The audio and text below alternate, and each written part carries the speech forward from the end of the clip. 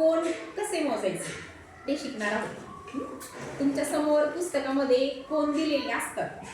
आतापर्यंत आपण एवढं शिकलो होतो की दिलेला कोण काटकोन आहे, लघुकोन आहे की विशाल कोन आहे, हे अंदाज लावून आतापर्यंत आपण शिकलो होतो. काटकोन म्हणजे किती अंशाचा कोन असतो? 90 अंशाचा कोन असतो. पण आज आपण कोन मापक पुस्तकावर किंवा दिलेल्या कोणावरती मांडून कोन कसा मोजायचा ते शिकणार आहोत. तुमच्या सगळ्यांकडे सगळ्यांच्या कंपास पेटीमध्ये हे एक साहित्य असतं. काय म्हणतात माहिती आहे याला? बरोबर आहे. काय म्हणतात? तुमच्याकडे आहे तसंच हे कोन मापक आपण दिलेल्या कोणावरती मांडणार. पण मांडताना लक्षात घ्या, प्रत्येक कोणाला खाली एक रेषा असते. दोन रेषांचा मिळून एक कोन बनलेला असतो. जिथं ते दोन्ही रेषा एकत्र येतात त्या बिंदूला त्या कोणाचा शिरोबिंदू म्हणतात. ह्या ज्या कोणाच्या दोन्ही बाजू असतात त्यांना भुजा म्हणतात. इंग्लिशमध्ये त्याला साइड म्हणतात. आणि कोणाला इंग्लिशमध्ये काय म्हणतात? अँगल. बरोबर आहे. काय म्हणतात? अँगल. आज आपण एकदम प्राथमिक स्तरावरची कोन मोजण्याची पद्धत पाहणार आहे. ज्या रेषेवरती आपण हे कोन मापक मांडतो त्या रेषेला म्हणजे ह्या आपल्या भाषेत त्या खालच्या रेषेला संदर्भ रेख म्हणतात. संदर्भ रेख. आणि ज्या ठिकाणी त्या दोन्ही कोणाच्या बाजू एकत्र आलेल्या असतात त्याला त्या कोणाचा शिरोबिंदू म्हणतात.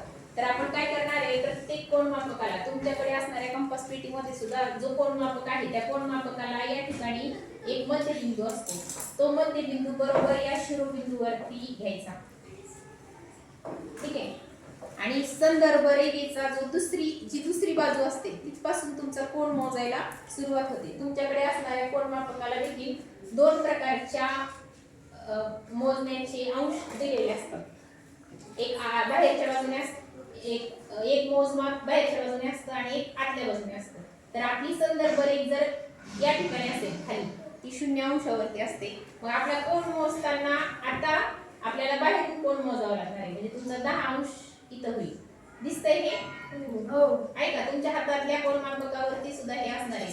इथं कोणता अंश झाला? 20. आता 30, 40, 50. या ठिकाणी 50 होतोय. पण 50च्या पण पुढे 51 आणि साधारण 52 वरती हा कोन गेलेला आहे. म्हणजे या कोणाचं माप किती झालं? 52 अंश झालं. बरोबर आहे. आता असंच पुढचा घेऊया. तुमचा कोणाचा शिरोबिंदू कोणाच्या म्हणजे कोन मापकाचा मध्यबिंदू शिरोबिंदूवरती घेतल्यानंतर चूक काय होते, काही मुलं उलट्या बाजूने मोजतात. मोजायला सुरुवात कुठून करायची? संदर्भ रेषेच्या दुसऱ्या बाजूने. मग इथं तुमचा 0 असणार आहे आणि आता पण तुमची मोजण्याचा जो अंश असणार आहे हा बाहेरूनच येईल. म्हणजे इथं किती येणार? हा 10. यामध्ये 20, 30, 40,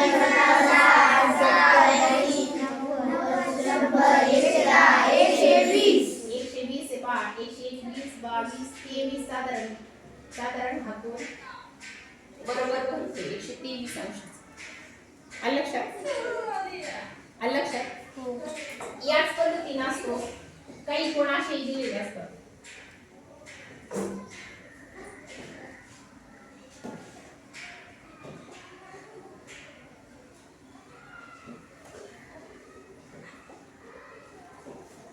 आता हा उलटा आलाय पहा. यावर तुम्ही कोन मापक कुठे मांडणार? तुमची संदर्भ रेख खाली आहे. मध्यबिंदू बरोबर कोणाच्या शिरोबिंदूवर येणार आहे. आणि आता तुमचा 0 अंश कुठून चालू होतोय? डाव्या बाजूने उजव्या बाजूने? डाव्या बाजूने. म्हणजे तुमचा 0 अंश इथं येतोय. 20, 30, 40. आतली बाजू मोजतोय आपण 40, 41 आणि हा 42. येते लक्षात? जसं असेल संदर्भ रेषेनुसार तुमच्या कोणाचे माप ठरणार आहे. या ठिकाणी किती अंश ठरवतोय बघा. तिथं 0 कुठे आहे? डाव्या बाजूला. 10, 20, 40, 50. इथं सरळ घेतला तर किती होतं रे? 90. 100, 110, 120, 130, 140 आणि बरोबर इथं मध्ये होते 100. 145 याच पद्धतीने कोण मोजायची चुकत नाही. ओके. तर